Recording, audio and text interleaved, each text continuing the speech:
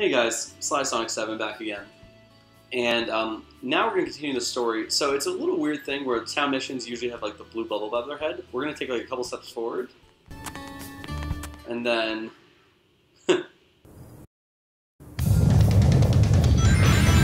So now we get looped right into a town mission without actually having any say in the matter. So basically there's this archaeologist, which you can see on our top right as a star there. We just need to protect her and get her to wherever it is she wants to go. So honestly, as far as town missions go, it's really not that hard of a town mission. The biggest key is... well, I'm actually going to make a point to really kind of kill every enemy here, just to get the points, but the biggest key is just holding on to rings as you go. Oh, okay, that was it? Okay, so that was, like, significantly faster than I thought it was going to be. So, as you can see, I really did actually need pretty much all of those rings. I guess as a bare minimum, just do it fast and have, like, at least 5 rings to be safe. So the archaeologist said something when we finished. Also, why is she still standing right there like the mission never happened? She told us to go to a fountain of priests and light some dark shadow to be able to retrieve the Scepter of Darkness. So, I'll do this later.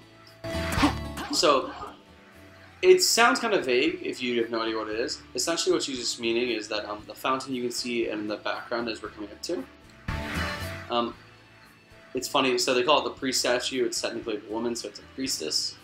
All you have to do is jump into the air and light all of these torches with this power that really, like, unless you're in Chaos Boost, like, this will never do any damage to anyone. It's just like an accessory move you have, essentially, like your Chaos Spear. Okay, so we light all 4. By doing that, somehow the Scepter of Darkness appears. Magic. Now I can finally stop Mephiles. Yeah, this is the dumbest question, though. He's asking in the last episode, you know, like, what materials are it? Head to Wave Ocean. Okay, so we're going back to Wave Ocean. No Mach speed sections this time, so hopefully it'll go better than the Sonic episode. Wave Ocean immediately. The thing I don't get, though, is in the last episode, he was saying, I need to find out what materials were in the Scepter because I found out how I can stop Mephiles. Why not just get the fucking Scepter? Which is exactly what he did. So why was this question really necessary? Hey. So if we check with this guy, we have our last memory shard, Chaos Boost level 3. And with that, we have Ultimate Life Form, the achievement, because we bought all the items for Shadow. So unlike Sonic's, where you actually have to do a lot of work to get this, you can actually do pretty horribly at the Shadow story and still get all of his items because they just don't have that many. So that's kind of nice. Right, so we need to get there somehow. Is there a... There we go. Because I was like, I need some way to jump over there. Alright. So, here we go.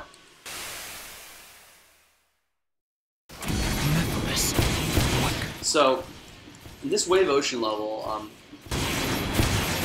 it starts out with the glider, as you can see, obviously. It's going to be a very easy level, honestly. It's one of those levels where if you don't die, then you're going to get an S rank just by killing every enemy. Not even every, but just killing enough enemies. They just put so many enemies in this level that, like, it takes a bit of time to get through it, sure, but honestly, it's really not that big of a deal. Also, one of my favorite glitches ever is about to come up, so I had to show you guys. Alright, let's keep killing these guys. So you see how there's this rock, and we need to get up to it? Let's just say I'm below it. Ah! It's like nothing exists. We can go back below. We can go back below. Let's kill the golem. Let's go back to see the sky that exists underneath the ground. You can see the snakes actually pop out of the ground. It's like saying that. To me, I'm just amazed that, like, how did you not, like, as a developer, just look and say, like, all right, we have a ground level, like, you know, we have the ground. Let's make sure they can't pass through the floor. Like, isn't that, like, one of the first things you do in almost any video game? Like, make sure your character stands on ground and can walk.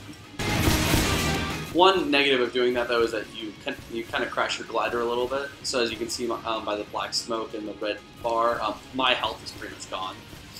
So, you know, I just need to keep going. But as you can see, even from all the enemies we've been killing here, we have basically like 11,000 points. Now we actually have 11,000 points. So now we're done with the glider section, so we go to Shadow on foot. Oh, never mind. So we're Omega for a little bit here. Again, I hate Omega. If you can do it right, you can make him fire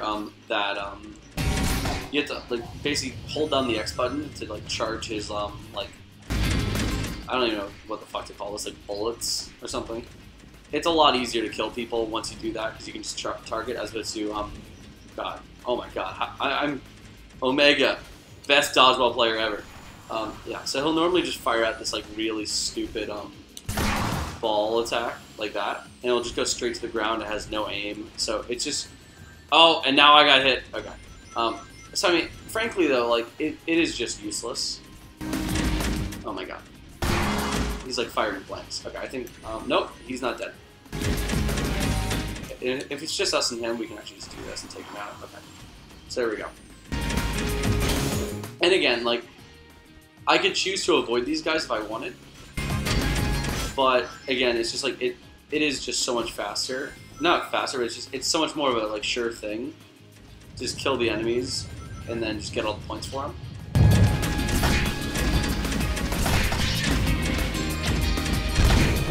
So apparently him he's not really doing anything. He's just kind of like he's farting essentially. Like he has like the yellow smoke.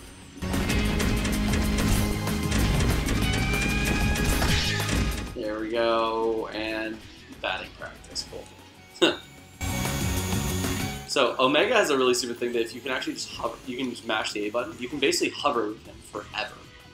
So I know a lot of people do a lot of shortcuts with him because of that. Because you can essentially just tell levels, like you can just tell levels essentially to go fuck themselves, just because you can do whatever the hell you want. So there's a video I saw of a guy. He took Omega from here. They basically glitched through the level all the way to the goal ring in like 5 minutes faster than you're supposed to be able to. And just seeing something like that, it just makes you realize just like how the developers never ever thought that would happen. And you see here, I'm moving across all of this, not ever on the ground. It's completely fine. Yeah, I don't really feel like doing this, so I'm just going to go over here. There we go. Item offline.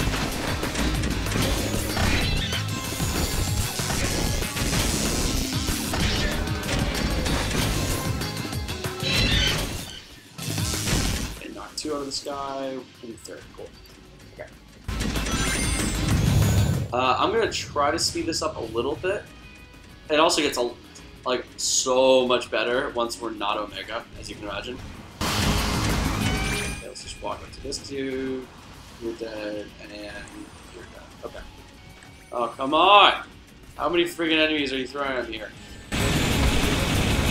Yeah, that's actually my fault for just really standing still on this. Alright.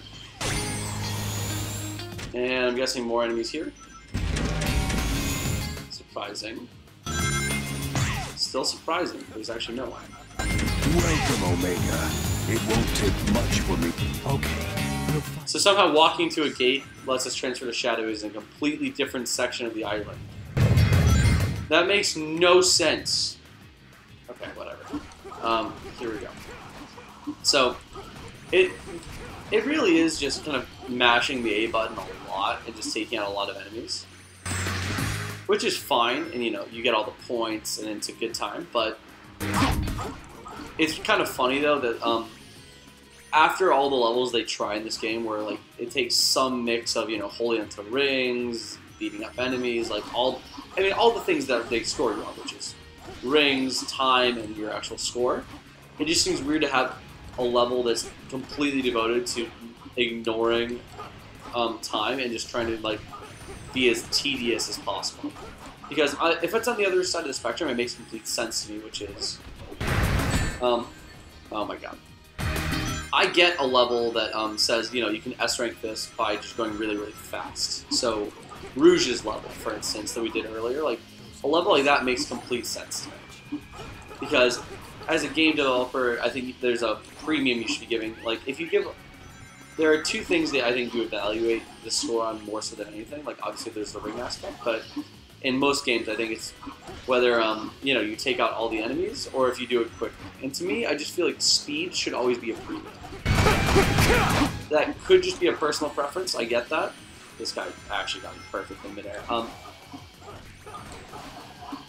But I guess, obviously, with the perspective that I do have, part of me is a little bit sad that it seemed like a secondary feature in a lot of this game to, like, be able to do it quickly.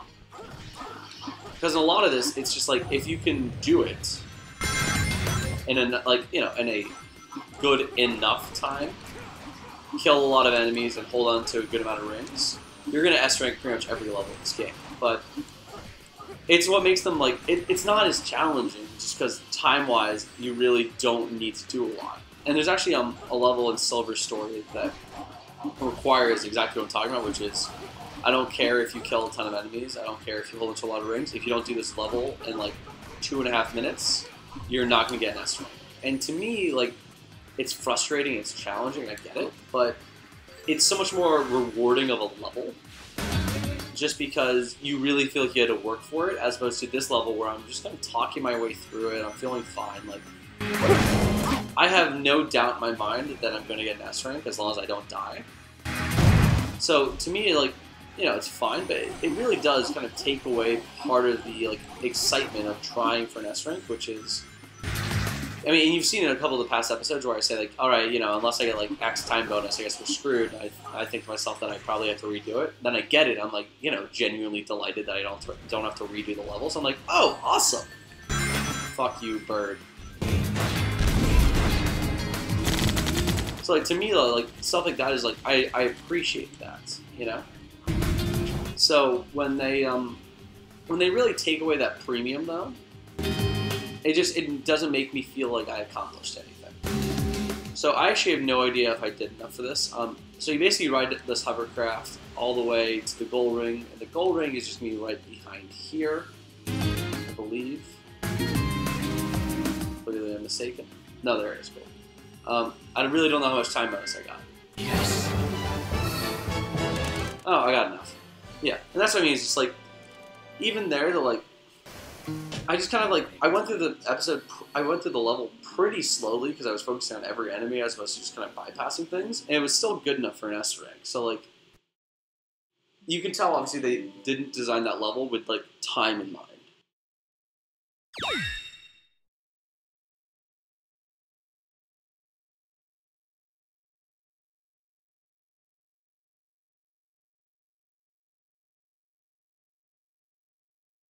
So, all we have left in the Shadow story now is just one last level, and then our final boss fight against Mephiles. So I think I'm going to save that for the next episode. So thank you guys so much for watching. Remember to please like, share, subscribe if you haven't already. And see you guys in the next one.